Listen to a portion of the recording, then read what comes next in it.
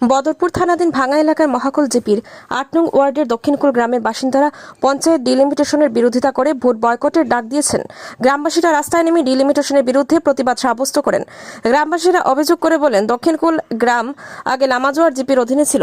লামাজোয়ার GP অফিসের দূরত্ব তাদের গ্রাম থেকে ২০ মিটার দূর। এখন নতুন করে ডিলিমিটেশন করে তাদের গ্রামটি মহাকুল জিপির সাথে জুড়ে দেওয়া হয়েছে।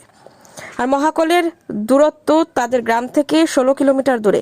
এমনকি তাদের দক্ষিণকুল গ্রামকে ৩টি জিপিতে বিভাজন করা হয়েছে, যা সম্পূর্ণ অনৈতিক এবং অবৈজ্ঞানিক বলে অভিযোগ করেন গ্রামবাসীরা।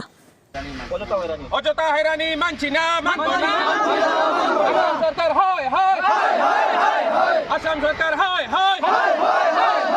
আসাম সরকার মুর্দাবাদ।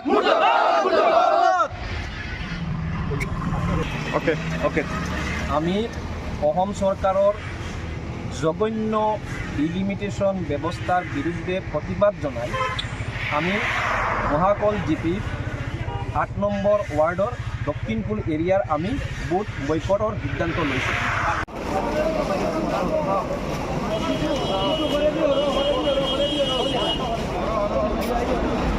ডিলিমিটেশন মানছি না, মানব না।